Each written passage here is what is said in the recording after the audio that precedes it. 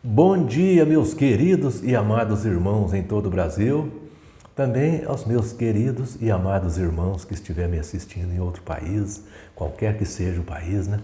Um ótimo dia para vocês, que Deus abençoe a vida de cada um de vocês. Meus irmãos, eu venho pedir para você, né? Dar um joinha para mim aí, né? Para o YouTube divulgar mais o meu trabalho, agradecer o apoio de vocês e pedir para aquele irmão que ainda não se inscreveu no meu canal, se inscreva aí, aperte o sininho, né?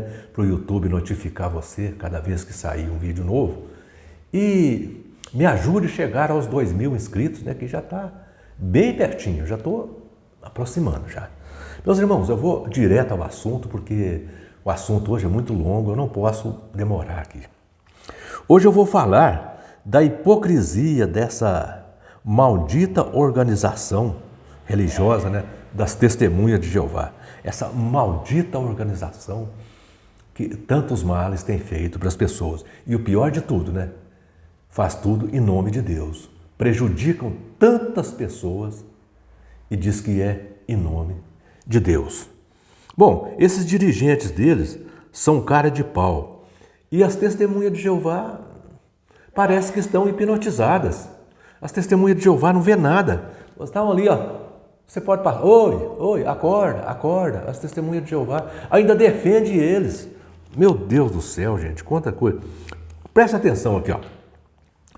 Na Sentinela de 1/4 de 1965, na página 217, esses homens, chamados de corpo governante, dizem ser uma organização profética, assim como nos dias da igreja primitiva. E disse ainda mais, que eles recebem ordens estritas de Jeová. Eles recebem ordens estritas de Jeová.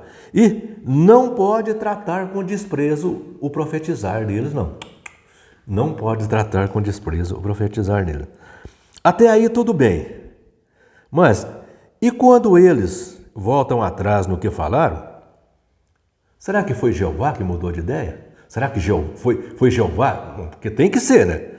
Porque se eles falam o que Jeová manda, se eles recebem ordens estritas de Jeová, então eles estão deixando claro aí que quando eles mudam de ideia, foi Jeová quem mudou de ideia.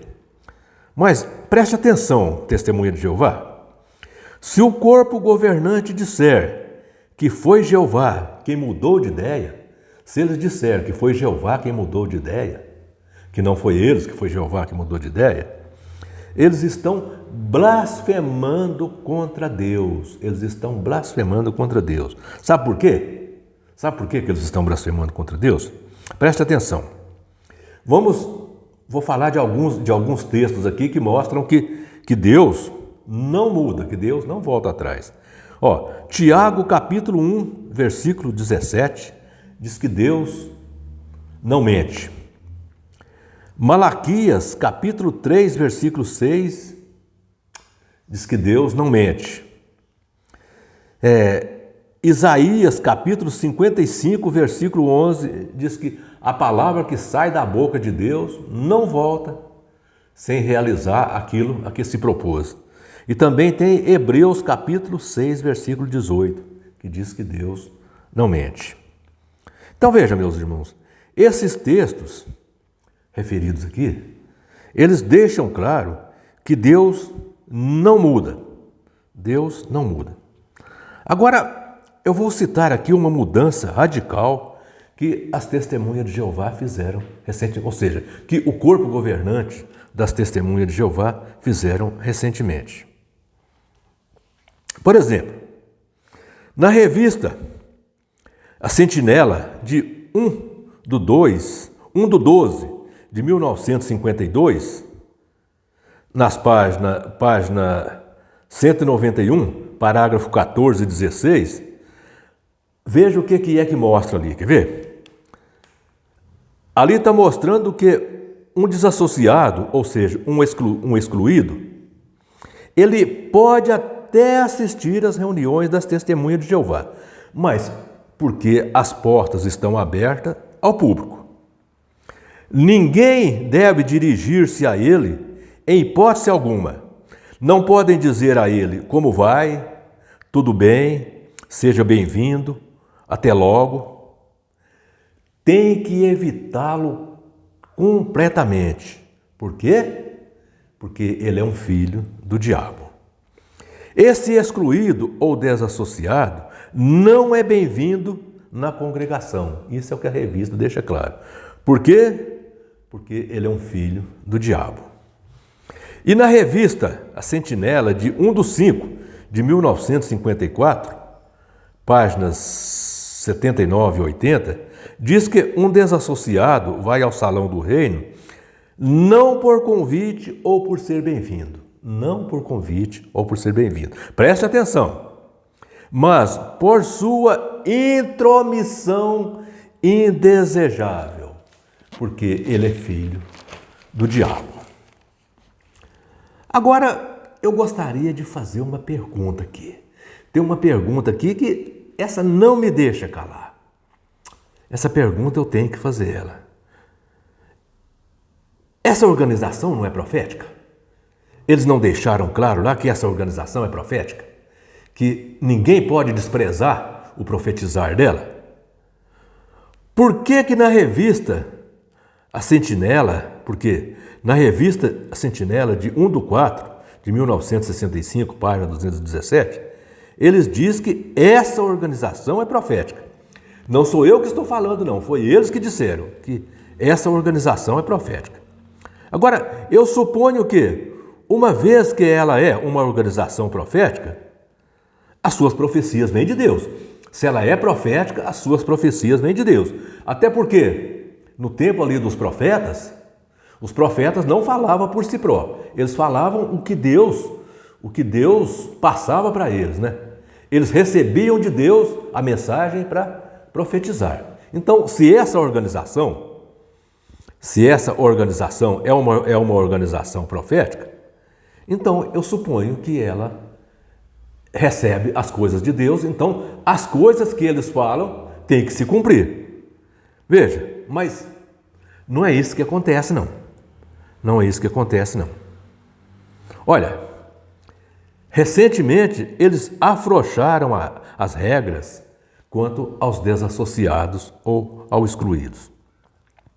Antes, os desassociados ou excluídos, eles podiam até ir ao salão do reino, porque o salão é público, ninguém podia dizer a um desassociado como vai, um até logo, um bem-vindo ao nosso meio, e tinha que evitá-los. Por quê? Porque eles são filhos do diabo. Né? Tudo isso porque eles são filhos do diabo. Mas preste atenção, meus irmãos. Recentemente sofreu uma mudança. Sofreu uma mudança.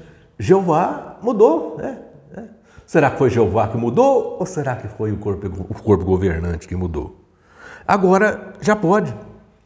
Não será que o corpo governante sentiu que a debandada de pessoas que estavam saindo, né? Não será que o corpo governante sentiu a debandada de pessoas e resolveu fazer uma mudança? Será? Ou será que foi Jeová que mudou? Se o corpo governante falar que foi Jeová que mudou, o corpo governante está blasfemando contra o Jeová deles, porque o nosso Deus, aquele que nós adoramos, aquele não muda, não. Eu mostrei aqui vários textos que diz que aquele Deus não muda, aquele Deus não mente, né? Agora veja, meus irmãos, se atualmente agora, depois que o corpo governante fez essas mudanças, se um desassociado for ao salão do reino, você já pode cumprimentar ele e dar boas-vindas a ele. Pode falar, oi, bom dia, seja bem-vindo ao nosso meio. Já pode. O que antes não podia. Não podia porque ele era filho do diabo. Não podia. Veja, meus irmãos. Espera aí. Eu tenho uma perguntinha a fazer aqui. Eu tenho uma perguntinha a fazer. Tem uma perguntinha a fazer. Naquelas revistas mais antigas ali, não dizia que não podia dar boas-vindas a um desassociado porque ele era o filho do diabo? Não dizia que não podia dar boas-vindas porque ele era o filho do diabo? Corpo governante. Vocês dizem que pode dar boas-vindas a um desassociado agora, não é verdade? Corpo governante, eu gostaria de perguntar para vocês, e perguntar para você, testemunha de Jeová, que está aí hipnotizada, acorda, testemunha de Jeová, e não acorda de maneira nenhuma. Eu gostaria de perguntar para vocês, os desassociados não são filhos do diabo? Os desassociados não são filhos do diabo? Olha, meus irmãos, deixa eu fazer uma perguntinha para vocês. Vocês dão boas-vindas aos filhos do diabo? Porque agora pode dar boas-vindas aos desassociados. E os desassociados, segundo aquelas revistas lá, antigas, os desassociados são filhos do diabo. E vocês agora dão boas-vindas aos filhos do diabo? Se vocês dão boas-vindas aos filhos do diabo, aí no salão do reino, isso significa que o Deus de vocês é o diabo. Se vocês dão boas-vindas aos filhos do diabo, isso significa que o Deus de vocês é o diabo. Depois de passar tanto tempo, depois de passar tantos anos, desqualificando os desassociados, chamando eles de filhos do diabo, que não pode cumprimentá-los porque eles são filhos do diabo. Se eles chegam, eles podem ir no salão do reino porque o salão está aberto, é público, você não pode proibir ninguém. Isso significa que se pudesse proibir eles de entrar ali no salão do reino, vocês proibiam. Depois de dizer que eles são persona não grata ali no salão do reino, que eles vão ali por intromissão, agora vocês dão boas-vindas a eles? Ô, corpo governante, quanta hipocrisia, corpo governante. Quanta hipocrisia, corpo governante. Isso significa que vocês foram pressionados pelos acionistas de vocês, que vocês estão vendo a perda de pessoas que vocês estão tendo aí no meio de vocês. Significa que vocês estão vendo a debandada de pessoas que estão saindo por causa das regras farisaicas de vocês. E vocês resolveram afrouxar as regras. Mas deixa eu perguntar para vocês, corpo governante, vocês não são profetas de Jeová? Será que Jeová muda? Será que Jeová muda? Será que Jeová muda de opinião? Só se for o Jeová de vocês que muda de opinião. Porque o nosso Deus que nunca foi Jeová, o Altíssimo, o Criador do Universo, esse não muda não. Então, se houve essas mudanças no meio de vocês aí, pode ter certeza que o Deus de vocês, é como vocês dizem aí, eu concordo com vocês. O Deus de vocês não é o nosso, não. O Deus de vocês é muito diferente do nosso. O Deus de vocês muda de opinião, de acordo com a conveniência, de acordo com a perda financeira. À medida que vocês estão tendo uma perda financeira, o Deus de vocês muda de opinião. E o nosso Deus, não está preocupado com a perda financeira, porque o nosso Deus não precisa de dinheiro. Nosso Deus não, tá bom? Então, meus irmãos, agora eu faço mais uma pergunta para vocês, membros aí do corpo governante. E o sangue dessas pessoas que se suicidaram por causa do ostracismo, que foram abandonadas pelas famílias? E o sangue dessas pessoas? Quem é que vai responsabilizar pelo sangue dessas pessoas? Inclusive, recentemente aqui no Brasil, um irmão, que era ancião, saiu da organização, foi abandonado pela família, ostracizado pela família, e ele suicidou. Passou? E o sangue desse irmão? E de muitos outros? Quem é que vai responsabilizar pelo sangue dessas pessoas, hein, corpo governante? Vocês que depois de tantos anos afrouxaram as regras agora. Hein, corpo governante? Eu queria perguntar mais uma coisinha para vocês, corpo governante. E um certo irmão aqui, na minha cidade aqui, que a filha dele teve um deslize de adolescente, ele colocou a filha para fora de casa, a mãe dele, né, a avó da menina, acolheu ela em casa, porque ficou com dó dela, né, dela ir para a rua, né, porque ela não tinha para onde ir. Então a mãe dele acolheu ela em casa, ele foi na casa da mãe dele e obrigou a mãe dele também a colocar a filha para a rua. E aí, corpo governante, como é que fica agora? Como é que fica essa mudança de vocês agora? Ah, e tem mais uma que eu queria saber. E aquele ancião lá do Paraná, que bloqueou o pai no WhatsApp, para o pai não entrar em contato com ele nem pelas redes sociais. O pai estava na cama com a doença do Parkinson, uma doença degenerativa, que provavelmente esse senhor até já faleceu. E chorando de saudade do filho que ele amava tanto, implorando para que o filho fosse visitá-lo, mandou uma mensagem para o filho: filho, vem me visitar que eu estou morrendo de saudade de você. Em vez do filho visitar o pai, o filho bloqueou o pai no WhatsApp. E aí, corpo governante, como é que fica agora a situação? Esse filho, que eu sei o nome dele completo, eu sei o nome dele todinho, mas infelizmente eu não posso falar o nome dele aqui, né, porque é antiético, né, e ele pode também não gostar, né. A madrasta dele disponibilizou o telefone dele para a gente ligar para ele. Eu fiz mais de 100 ligações para esse cafajeste, esse canalha, esse cafajeste. Eu fiz mais de 100 ligações para ele, para tentar falar com ele. Se ele tivesse me atendido, eu tinha lavado a cara desse sem vergonha. Mas, infelizmente, ele não foi homem para atender a minha ligação. O telefone chamava até cair. Passei mensagens e mais mensagens para ele. Ele não me retornou uma. Sabe por quê? Isso não é homem. Isso aí, ele enche uma calça, mas não é homem, não.